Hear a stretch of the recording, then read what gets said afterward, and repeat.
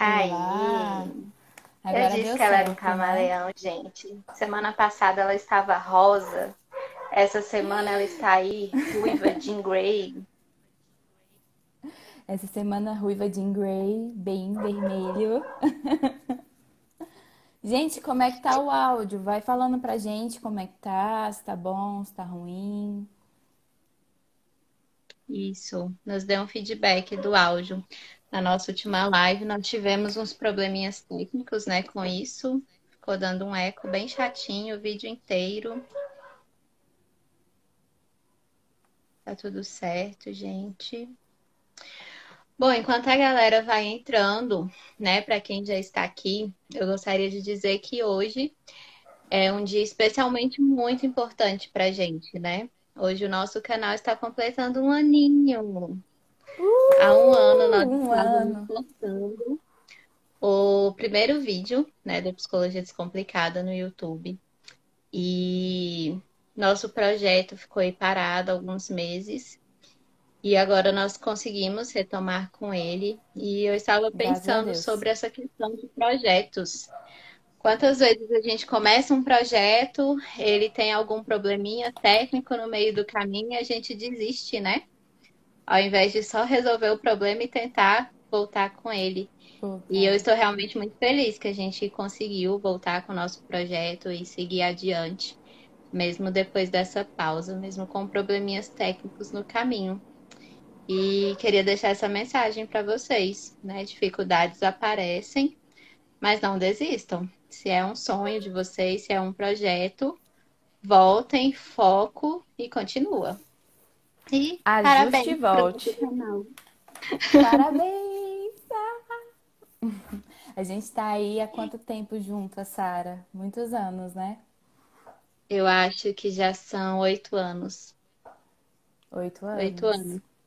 Que também É, é foi em uma 2000. relação que já teve probleminhas técnicos, né? Mas que a gente Também. ajustou e estamos aí. A gente se ajusta, tudo se ajusta, né? É, tudo. E aí, Basta Sara, querer.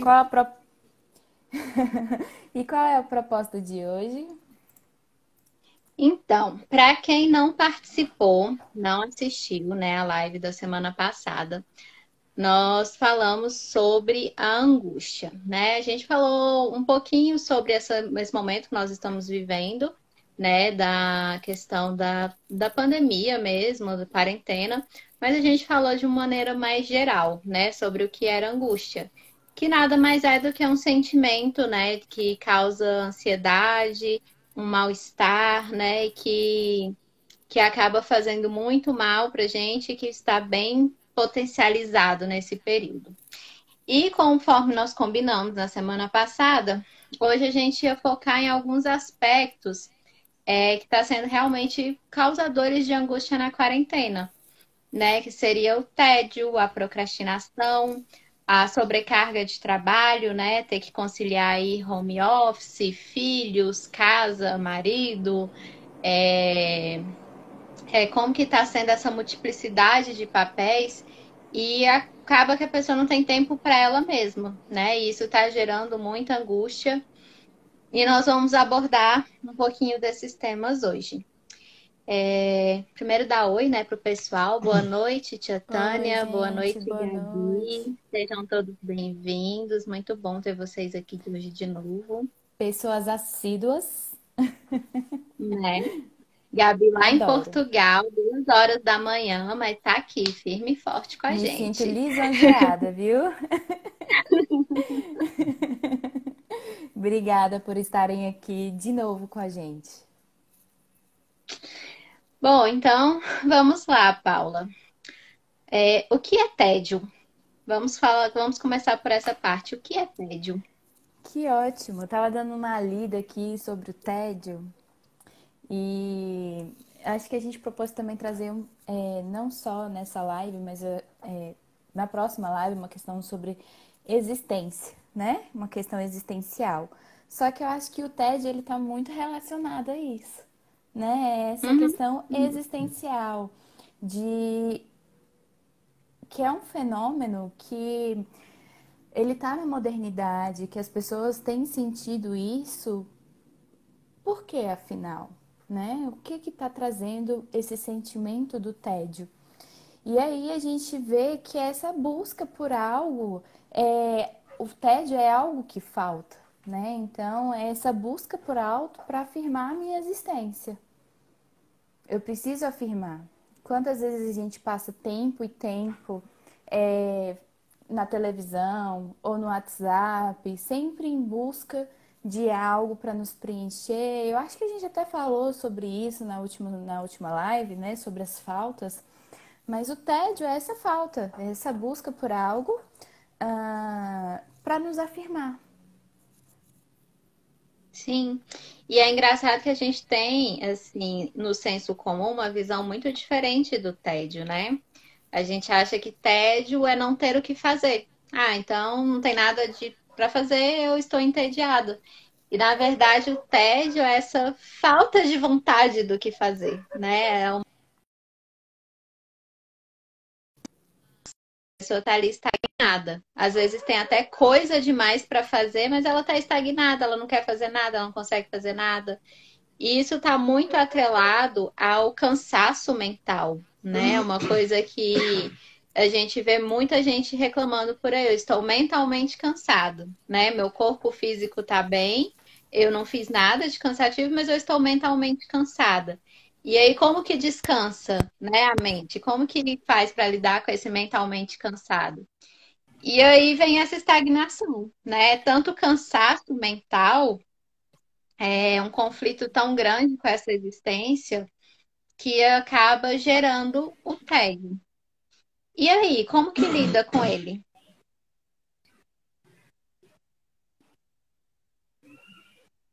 E aí, justamente essa falta do interesse, né? A falta do interesse por algo. E engraçado porque a gente sente o tédio, né? Sendo que muitas vezes a gente tem muita coisa para fazer, que a gente quer fazer, mas ao mesmo tempo não quer fazer, né? Então, essa falta de interesse para realizar isso gera o tédio. Só que nós somos pessoas que estão sempre querendo preencher o nosso tempo, né? Esse tempo ele tem que ser consumido de alguma forma. Como que você vai consumir esse tempo? E aí, e aí eu questiono assim, que a gente vai assistir uma TV, a gente vai assistir um seriado, mas para passar o tempo, né? Mas o que realmente se passa, né? O que realmente se passa nesse tempo? Né? O que está se sentindo aí? O que a pessoa está sentindo em relação a essa existência, em relação ao seu eu, né? E aí gera uma certa melancolia, gera uma pessoa triste, porque não entende o que está acontecendo internamente, né? E aí gera procrastinação, porque a pessoa tem um monte de coisa para fazer, um monte de coisa que quer realizar, mas não consegue, porque, não sei, tá cansada, não sabe o que fazer com o seu tempo, não sabe como consumir esse tempo, né? Então, acredito que vai por aí. É. E a Júlia e a Gabi falando aqui que elas descontam o tédio na comida, né? É uma forma, a estratégia de enfrentamento delas. E essa questão de muitas vezes descontar na comida ou várias outras coisas, como a gente já falou na última live, a questão dos anestésicos, né?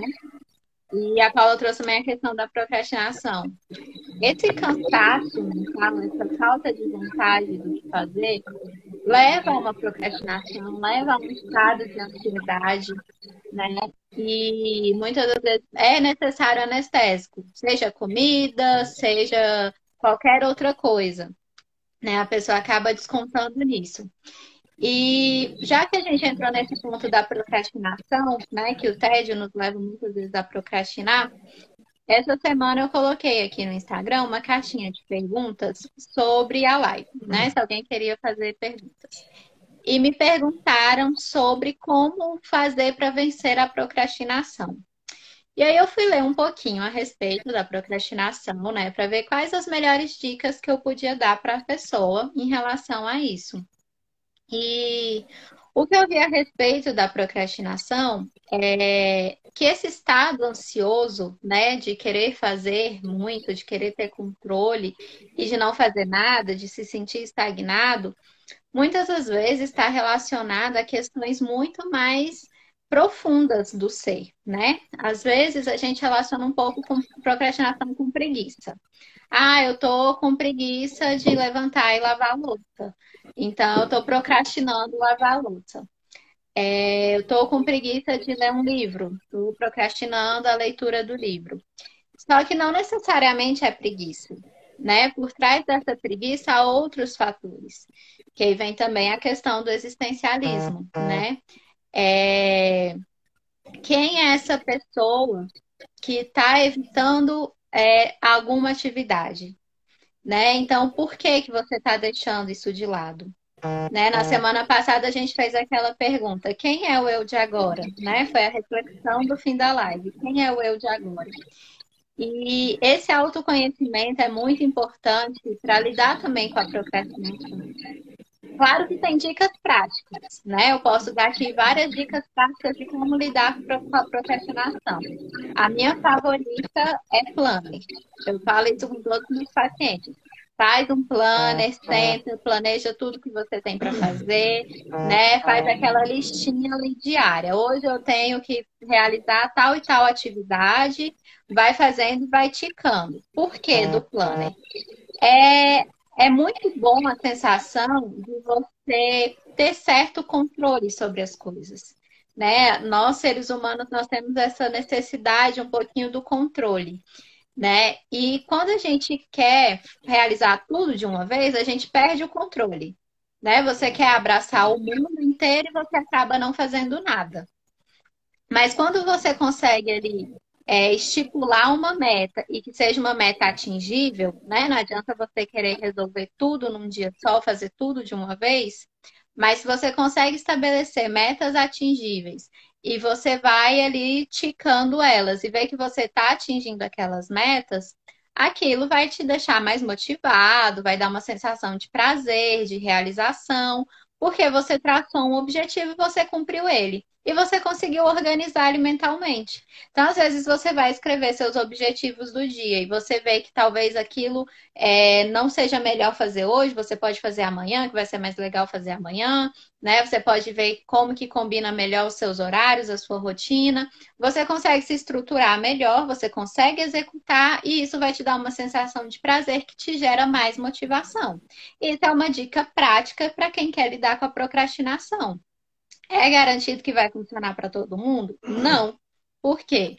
Por causa das questões existenciais, né? O que dentro de você está fazendo com que você se sinta estagnado, né? De onde vem a sua preguiça? Né? Será que é só uma preguiça mesmo? Será que não tem uma falta de motivação mais além? Na minha experiência clínica, eu tenho observado, e aí eu quero que você me fale se na sua experiência também, Paula, algumas pessoas que trazem essa questão da preguiça, da desmotivação, da procrastinação e tudo, e na verdade são experiências que a pessoa teve lá na infância que fizeram com que ela não se sentisse capaz.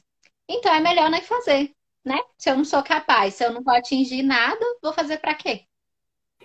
Uhum. Existe muito isso, assim, da pessoa sempre foi podada, né, de fazer as coisas, né? Sempre foi. E aí acaba que ela, na primeira tentativa, vê que não deu certo, já desiste, e aí não tenta de novo, fica parada, estagnada, não sai do lugar, né? E tá cobrando para que você saia dessa posição, mas você não consegue sair, né? E aí gera procrastinação. Porque a procrastinação é isso.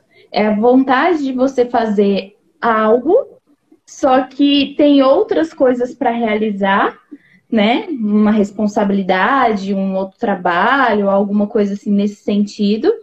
E acaba que você não sabe decidir por onde ir também, né? Eu não sei se eu fico aqui assistindo minha TV ou se eu vou fazer minha responsabilidade ou as coisas que eu tenho que fazer. E na maioria das vezes se escolhe assistir uma TV ou então fazer algo, né? Ou como a palavra diz, procrastinar, né? Deixar as coisas para depois. Sim. E aí vem a importância do autoconhecimento, né? Que a gente está sempre falando do autoconhecimento. Você precisa saber qual é a razão do seu deixar para depois, né? O meu deixar para depois, com certeza, é diferente do seu deixar para depois, né, Paula? Cada um tem suas motivações e desmotivações, seus dias melhores, seus dias piores. E então eu acho que como resposta, né, que eu poderia dar para essa pessoa que perguntou, né, como lidar com a procrastinação, eu acho que o primeiro passo para você vencê-la é você anotar, e o segundo passo é você se conhecer. Porque de nada basta você ter um planner, você se organizar tudo, se você não consegue compreender quais são as razões que estão por trás daquilo, né? Então é muito importante fazer Justamente. isso para lidar E com a não é, procrastinação. e não é só uma organização física, né? É uma organização mental também, porque não adianta nada, porque eu vejo muita gente fazendo. Igual quando vai iniciar um novo ano, né? A pessoa faz um planejamento do ano todinho, do que vai fazer, do que quer realizar, né? Acaba que não faz nada, né? Mas é porque como é que estava a sua organização mental para realizar aquilo? Como você estava se sentindo? Quais eram as suas disposições sobre aquilo, né? Então, acaba que ah, a realização de algo, né? A realização da coisa em si faltou a organização interna, de você olhar e saber a sua limitação, saber em que tempos fazer, porque para tudo tem um tempo certo, né? E às vezes a gente quer sair atropelando tudo, fazendo tudo de uma vez e a gente não dá conta e acaba gerando uma sobrecarga muito grande. Sim. E aí, já pegando o gancho, né, da sobrecarga,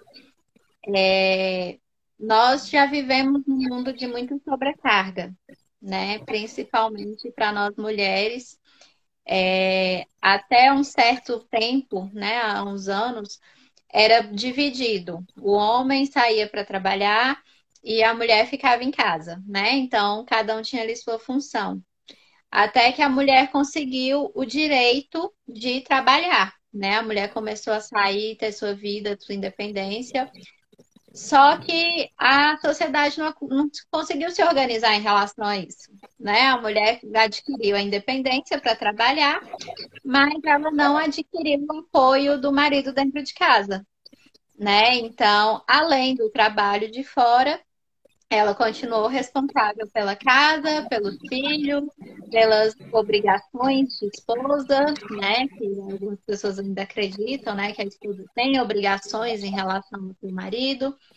E isso gera muita sobrecarga, e eu tenho visto muita reclamação de mães nesse período agora de quarentena, porque elas estão em home office, né? Então elas continuam tendo o seu trabalho, mas também elas têm que dar atenção para os filhos e para as atividades escolares dos filhos, né? A hora aí que acho que as professoras estão sendo muito adoradas, né? Acho que agora as pessoas estão vendo o valor de um professor, porque não é uma tarefa fácil, né? Educar um filho, ensinar, ter métodos, né, pedagógicos ali para cuidar daquela criança. As obrigações da casa continuam, né? Muitas pessoas que tinham uma diarista, tinham uma empregada, acabou dispensando ela também, né, por causa da quarentena. Então tem as obrigações da casa, tem que lidar com essa nova rotina. E às vezes o marido está ali, não estou falando de mães solteiras, né? Estou falando do marido que está ali, e ele só está fazendo o home office dele, né? Mais nada. Não assume nenhuma atribuição da casa, nem cuidado dos filhos, nada. E eu acho que aí a gente entra um pouco nessa reflexão do porquê que as mulheres realmente pegam isso para si, né? Ontem eu assisti uma live que eu achei muito interessante, uma fala, né? Era justamente sobre a maternidade no home office. Elas falaram que quando a mulher sai da maternidade, parece que ela já sai com o chip da culpa implantado, né? Tudo ela se sente culpada. A criança caiu, ela se sente culpada. Aconteceu qualquer coisa com a criança, ela se sente culpada. Se ela não dá atenção suficiente para a criança, ela se sente culpada. Se ela dá atenção demais também, ela se sente culpada. E isso está pesando muito, né? Como que você faz o seu trabalho, como que você cuida de casa, como que você dá atenção para a criança, como que você ajuda ela nas atividades escolares, tudo, sem sentir culpa.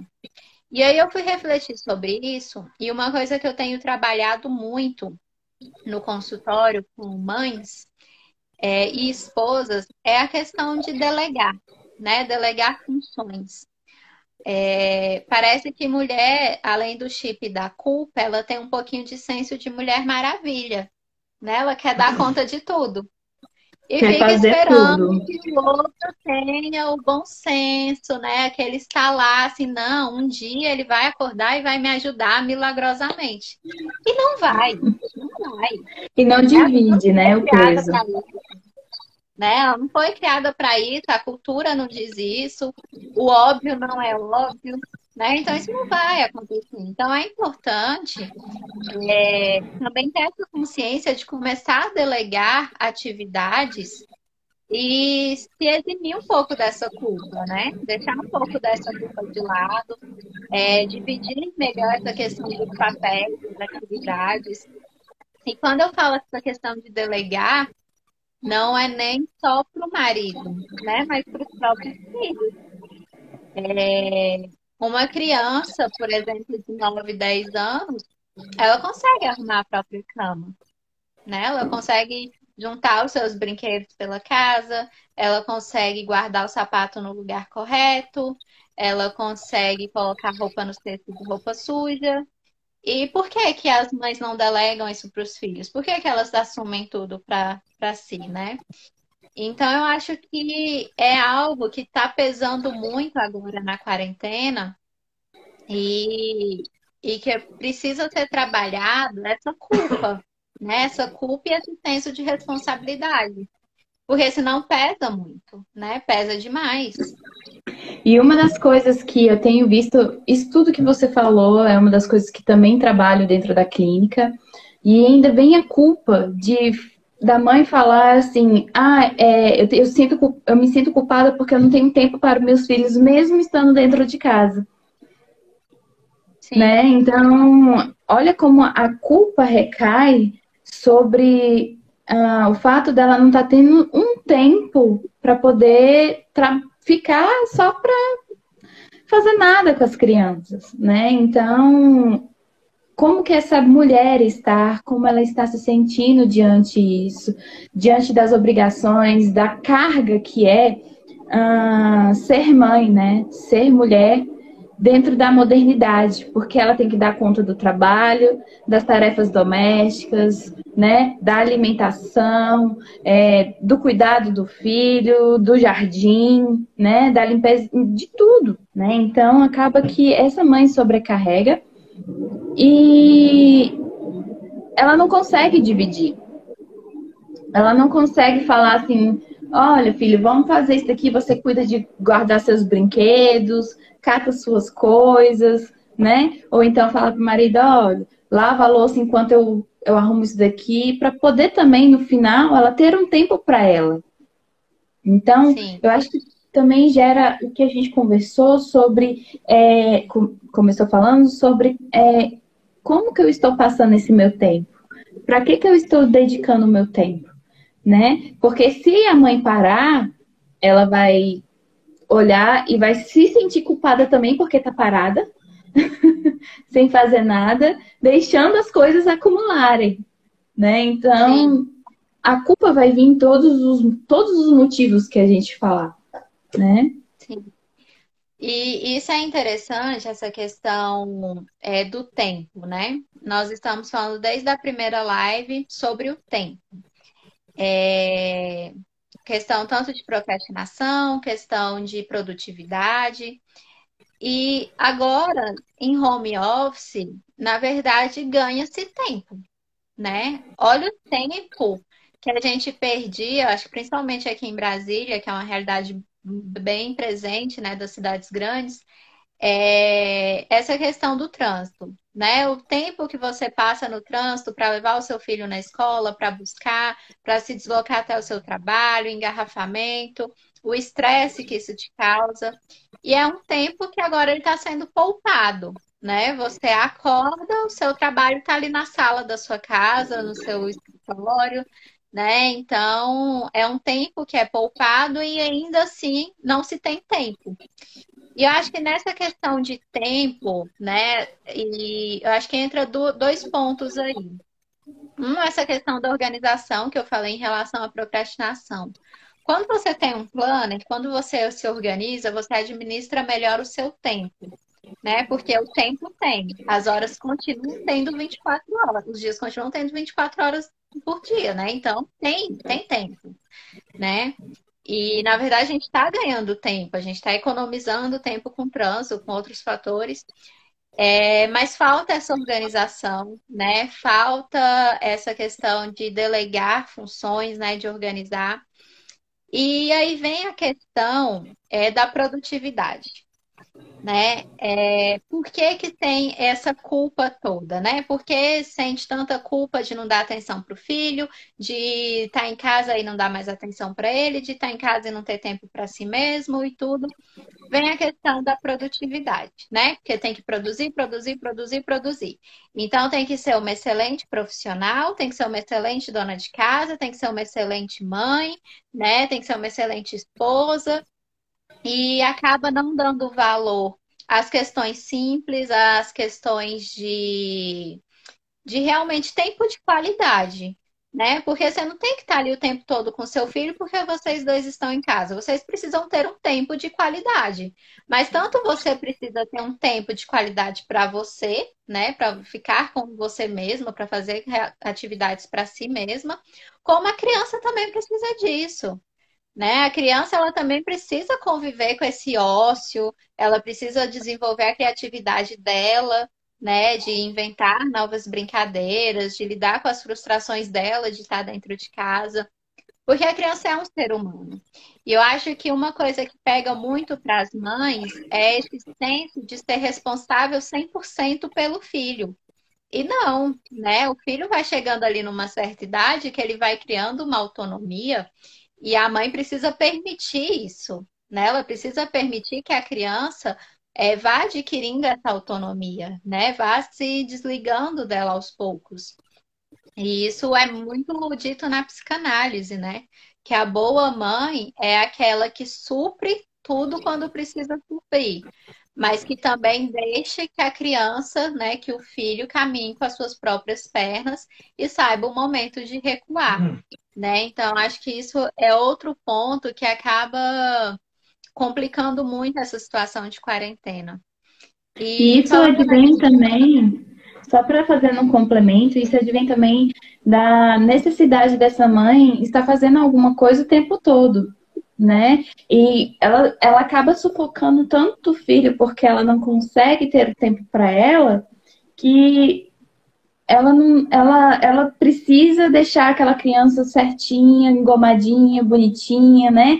Não deixar que ela se preocupe só com as coisinhas dela ali, do que realmente ajudar ou dividir com as tarefas de casa ou as outras coisas, né? Então, acaba que essa mãe, ela precisa entender que até no tempo livre dela, ela precisa olhar para si, ela precisa cuidar de si, né? E deixar, igual você também falou mais cedo para mim, deixar a criança ter essa autonomia, né? De se cuidar, de tomar, de ter a proatividade também diante de algumas situações, né? De ir lá fazer, não, mãe, pode deixar, você faz isso, eu faço aquilo, né? Meio que fazendo contratos ali dentro de casa, que eu acho que também é o ideal, né? Do tipo, mãe, eu faço isso enquanto você faz aquilo, então a mãe pede para o filho fazer isso enquanto ela faz outra coisa, né? Mais ou menos nesse sentido. sim, precisa desse ajuste. E é claro que isso não é algo que vai acontecer da noite para o dia, né? É um processo. Eu acho que a gente está numa fase da quarentena agora, que é justamente a fase em que as coisas estão começando a se adaptar, né? A gente passou ali um período de muito desespero, né? De meu Deus, o que é que eu faço da minha vida agora? E agora acho que é um período assim, realmente, não, espera, vamos nos reajustar a essa realidade, né? Se é o que a gente tem para hoje, vamos trabalhar com isso, né? Então, se é para ficar em casa, se não vai ter aula, né? Se é para fazer home office, vamos nos organizar, vamos adaptar a nossa realidade e, e realmente dedicar tempos de qualidade, né? A família tem um tempo de qualidade, cada indivíduo tem um tempo de qualidade consigo mesmo, né? A questão do autocuidado, do autoconhecimento.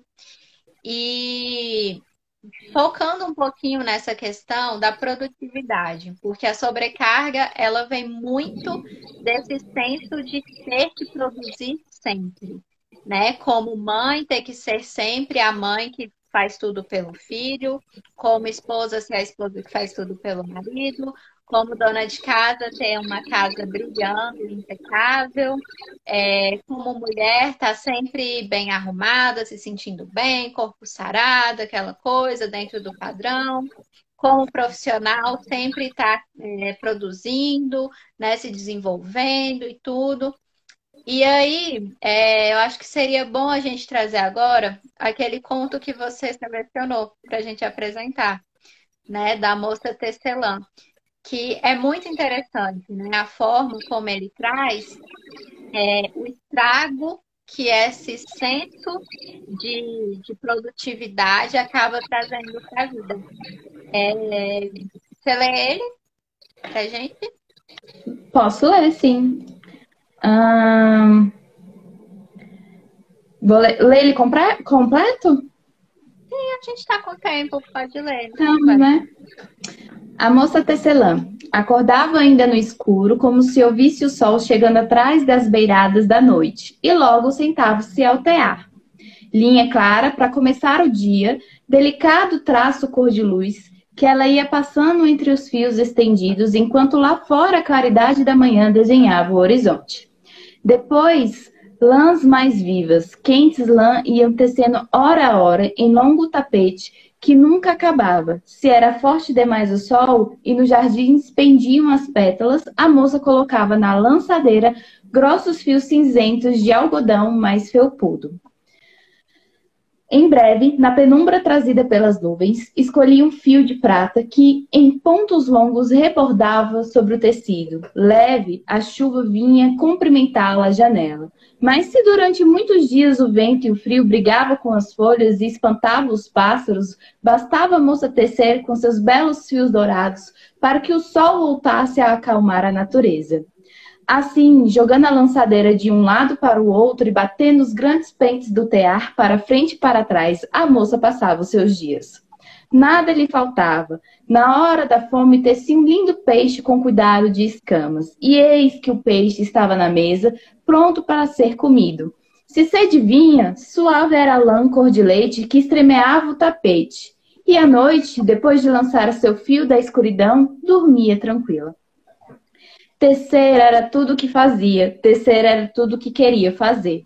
Mas tecendo e tecendo, ela própria trouxe o tempo em que se sentiu sozinha e pela primeira vez pensou como seria bom ter um marido ao seu lado. Não esperou o dia seguinte. Com o capricho de quem tenta uma coisa nunca conhecida, começou a estremear no tapete as lãs e as cores que lhe dariam companhia. E aos poucos seu desejo foi aparecendo. Chapéu emplumado, rosto barbado, corpo aprumado, sapato engraxado. Estava justamente acabando de estremear o último fio da ponta dos sapatos quando bateram à porta. Nem precisou abrir. O moço entrou, o moço meteu a mão na maçaneta, tirou o chapéu de pluma e foi entrando na sua vida.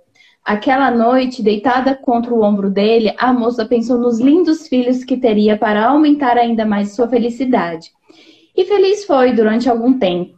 Mas se o homem tinha pensado em filhos, logo os esqueceu, porque, descoberto o poder do tear, em nada mais pensou a não ser nas coisas todas que ele poderia lhe dar. Uma casa melhor é necessária, disse para a mulher.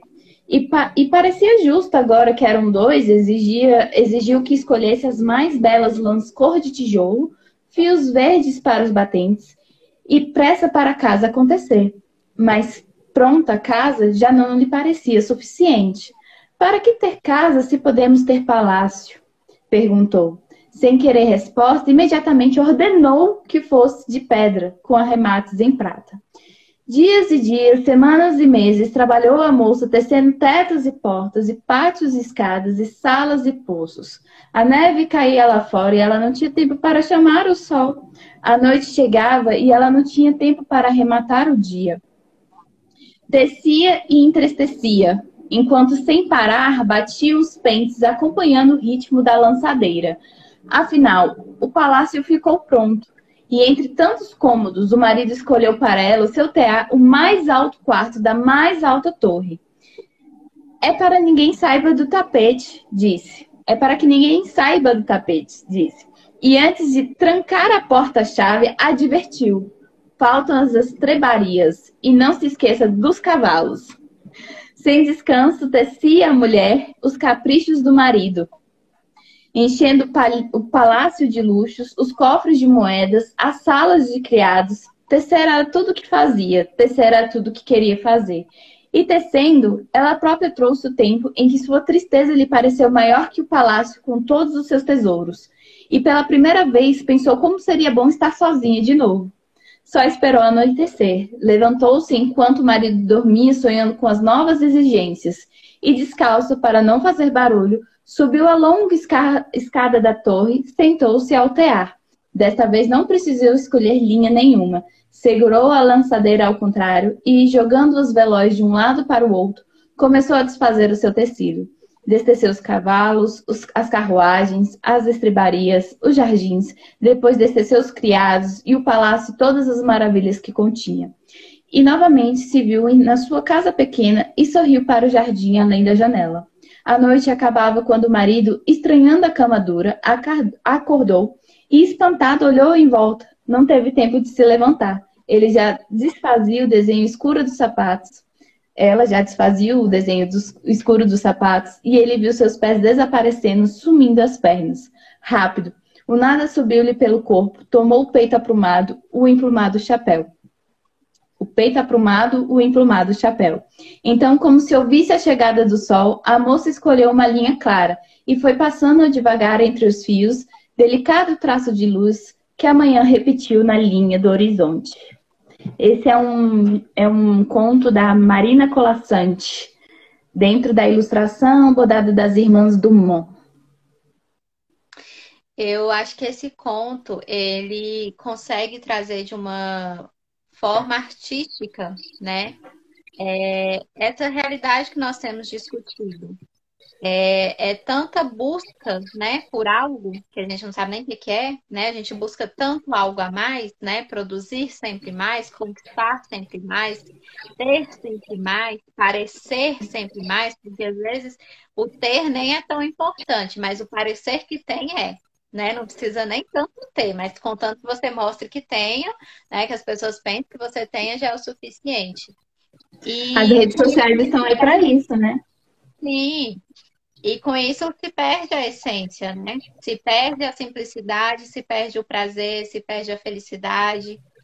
E acho que quando a gente fala de existência, quando a gente fala de quem é o eu, né? Quando a gente fala do porquê que a gente está procrastinando, o que tem por trás dessa procrastinação.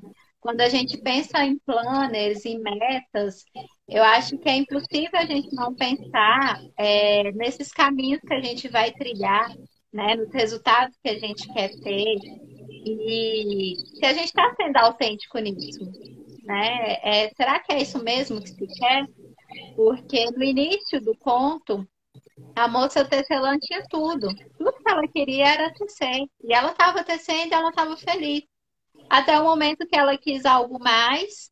E mesmo ela estando feliz no conquistar, ela continuou naquilo. Quero mais, quero mais, quero mais, quero mais, quero mais. Até no ponto que ela chegou e estou infeliz. E agora? O que eu faço com essa infelicidade? Uhum. E era um querer mais que não era dela, era um querer mais do outro, né? Essa exigência desse querer mais, mas ela não estava fazendo por ela fazia para agradar esse outro, né? Sim, e é o que a gente faz hoje. né? Quantas vezes a gente não trabalha em profissões que a gente não quer, mas é uma profissão que os nossos pais decidiram, né? Os pais decidiram, vou pagar a faculdade de X curso e você vai ser isso. E a Tânia falando aqui, né? Precisa de ter coragem para virar o jogo e ser feliz. E quantas pessoas não têm essa coragem, né? Então, quantas pessoas estão aí seguindo um caminho que não é o que ela queria, que está fazendo infeliz, porque o outro, de certa forma, impôs isso para ela, e ela não teve a coragem, né, de mudar o jogo, não teve a coragem de seguir o seu próprio caminho, de realmente ir ao encontro com você mesmo. Né? O processo terapêutico, ele exige coragem, porque você precisa sair dessa zona que foi construída muitas vezes pela sociedade, que a sociedade diz que você é aquela pessoa e pronto, e de encontro com a sua essência, e de encontro com quem você é. E é E é fácil? uma das. Não, não é fácil. E é uma das coisas que chega muito na clínica, né? É a pessoa não identificar o que faz parte da sua essência, o que eu sou, para onde eu vou, o que eu quero. Por isso que as pessoas, elas sempre estão em busca de produzir algo, que é para poder preencher os seus tempos. Porque preencher os seus tempos, elas não têm tempo de pensar em si. Porque o vazio incomoda, né? O vazio incomoda de uma forma que você não sabe lidar. E é por isso que geram pessoas ansiosas, pessoas depressivas, muitas vezes, né? Porque elas não conseguem lidar com a sua essência, lidar com o seu eu.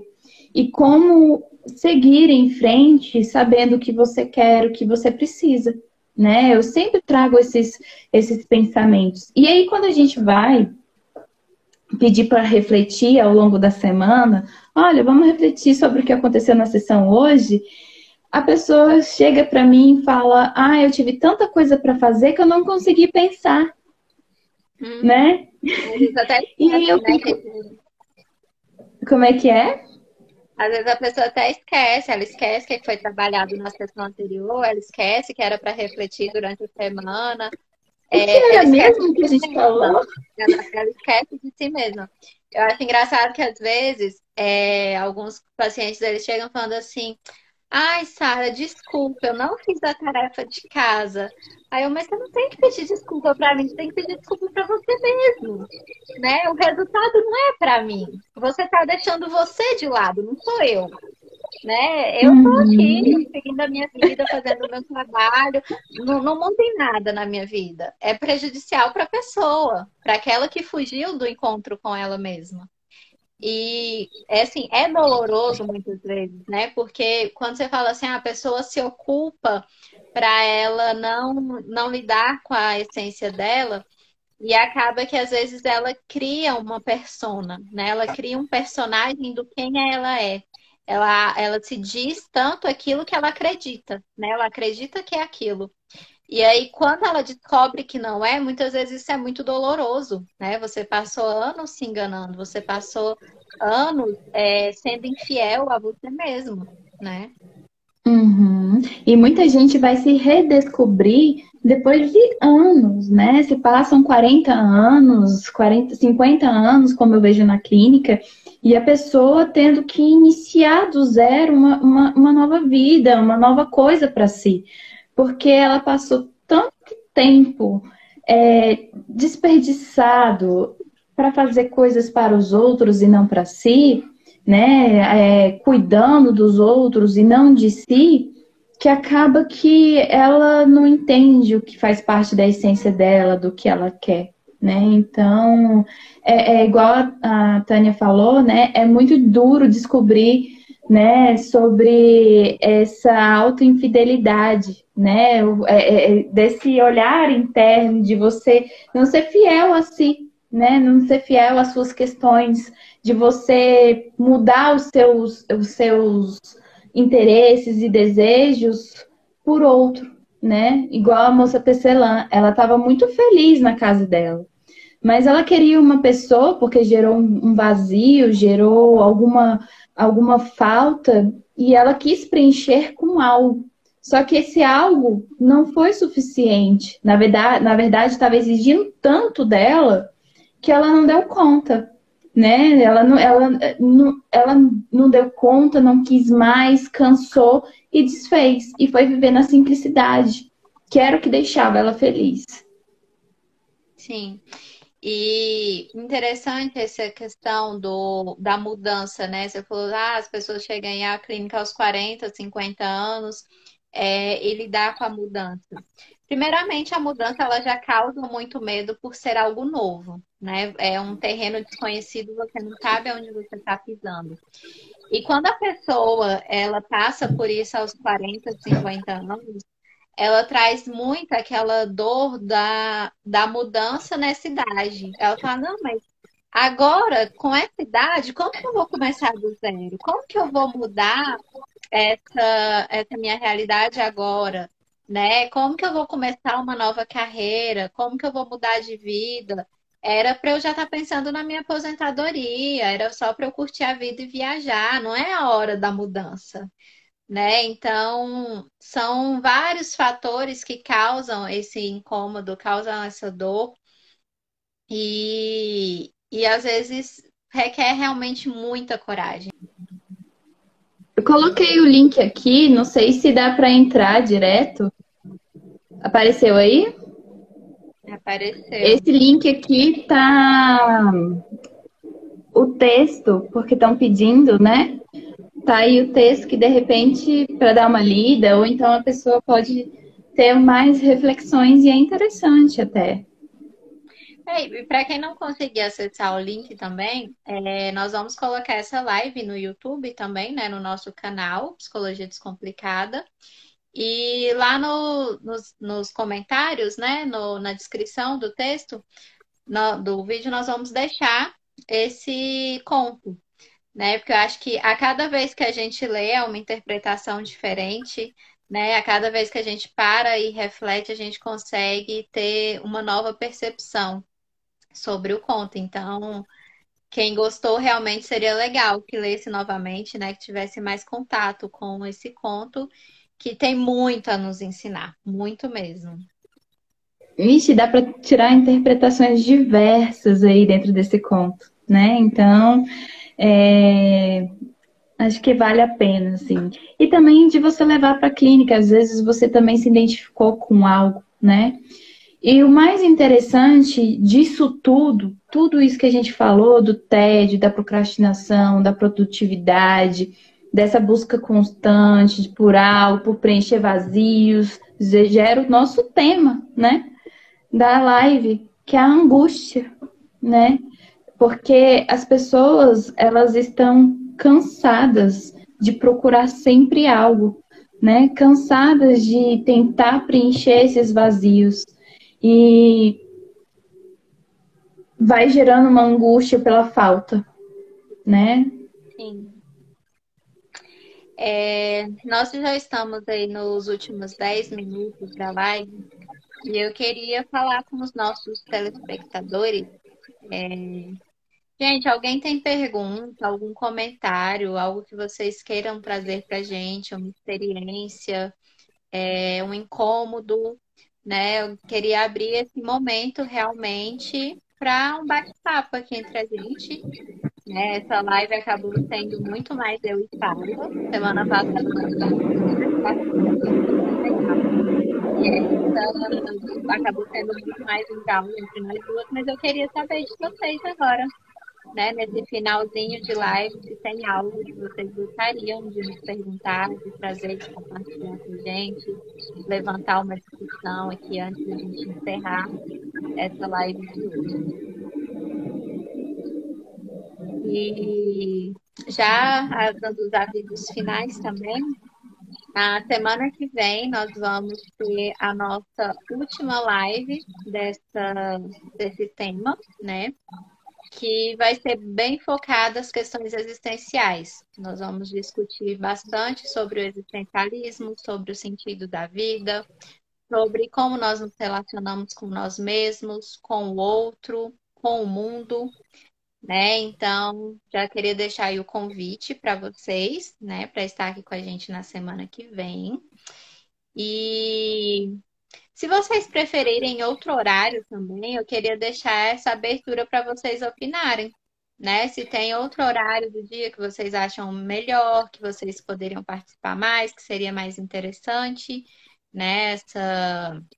Essa atividade vai ser realmente a última desse tema, mas não necessariamente será a última live nossa, né? Nós podemos voltar depois com outras propostas e abertas para ouvir de vocês, sugestões, pedidos. Sara, como é que você está lidando com seu tédio? Olha, no começo foi muito difícil para mim. Eu realmente, essa história de ficar dentro de um apartamento estava sendo terrível, né? Eu não estava conseguindo trabalhar direito, né? Eu não estava conseguindo dormir direito, né? Foi tudo desregulado, virou uma bagunça. Eu acho que se eu fosse bipolar, eu estaria no estado de depressão naquele momento, porque foi realmente muito puxado. E aí eu brinco com isso, porque agora parece que eu estou no estado de mania. Desde a semana passada, eu entrei numa onda de conseguir realmente fazer as coisas, sabe? Eu acordo, faço minha listinha na minha agendinha do que eu quero fazer naquele dia, e aí eu vou realizando as atividades. É claro que não é todos os dias que eu consigo, né? Essa semana mesmo eu consegui ir bem na segunda, terça e quarta. Hoje foi um dia que eu praticamente não fiz nada, né? Hoje as únicas coisas que eu fiz foram os meus atendimentos, que eu tinha atendimento online e a live. Mas todas as outras coisas eu não fiz. E confesso que eu me sinto um pouquinho mal por isso. Eu falei, caramba, por que que meu dia não foi produtivo? Mas foi, eu fiz muita coisa hoje, né? Eu atendi vários pacientes, eu me preparei para a live, eu tô aqui fazendo a live, eu fiz atividades de casa, comida, lavar louça, tudo, então foi produtivo. E ainda vem esse sentimentozinho de culpa, de caramba, não produzi o suficiente. É o desejo Mas demais, eu tô né? bem mais adaptada. Eu tô bem mais adaptada, tô conseguindo lidar bem melhor, né, com a quarentena. E tá causando menos angústia, eu tenho me sentido menos angustiada, eu tenho conseguido dormir melhor e seguir melhor com o meu planejamento também. E eu queria trazer também para as pessoas que aqui estão é que procrastinar não é ruim, né? Mas você tem que procrastinar não pensando no que você tem que fazer, porque senão você não consegue nem descansar, nem fazer a coisa que você tem que fazer. Ou seja, tenha tempo para procrastinar e tenha tempo para fazer a coisa, né? De forma que você consiga equilibrar, porque mente e corpo tem que estar equilibrado, né? Se você está ali descansando, mas pensando no trabalho, nas coisas que tem que realizar, você não vai dar conta na hora de chegar e fazer, porque já está cansado. O pensar cansa, né? Não Então, seria necessariamente o procrastinar, né, Paula? Mas seria se permitir, se né? Se permitir. permita ter pausa, se permita viver momentos em que você não tenha que produzir, não tenha que fazer nada e organiza melhor o tempo, né? Então, assim, hoje mesmo foi um dia que, apesar de eu ter me sentido um pouco culpada, foi um dia que eu precisava disso, né? Eu já produzi pra caramba segunda, terça e quarta. Por que que eu não podia dar uma relaxada na quinta-feira, né? Então, acho que tem que realmente se permitir, né? Identificar quando é uma procrastinação, identificar quando tem algum fator te impedindo de agir, mas também se permitir ter o ócio, né? Que é aquilo que eu até falei Sim, na live passada, que é o ócio sem culpa, né? A gente precisa aprender a viver o ócio sem culpa. justamente. Se permitir esse momento, né, de simplesmente assistir o filme e prestar atenção no filme. Porque muita gente também relata, nesses minutos finais para a gente poder finalizar, de que às vezes começa a assistir um filme e não consegue finalizar o filme, né? Porque realmente a cabeça está ocupada com outras coisas. Então, nos momentos de descanso, esvazie a cabeça, né? Vai fazer aquilo que você quer fazer naquele momento, e quando for para produzir de fato, você se dedica àquilo. E aquilo se torna com muito mais qualidade, né? Tem muito mais qualidade na sua produção do que você nesse desequilíbrio emocional e corporal diante da situação. Sim, exatamente. Bom, vamos finalizar então, né? Nosso tempo já está estourando, o Instagram só nos permite 1 hora, senão o vídeo cai e aí a gente teria que começar outro. Então, se alguém gostou, né, do tema de hoje e quer compartilhar com alguém, a live vai ficar disponível aqui no meu perfil por 24 horas. E depois disso nós vamos colocar no canal do YouTube também. Tá? Então, quem quiser compartilhar com outras pessoas, pode compartilhar tanto aqui pelo Instagram, como passar o endereço do canal, o link está no meu perfil. Dani vai falando que viveu o ócio com culpa essa semana, vai tentar mudar. Ótimo, né? O primeiro passo é a tentativa, né? Que bom Fazendo as pessoas refletir. eu espero que você consiga.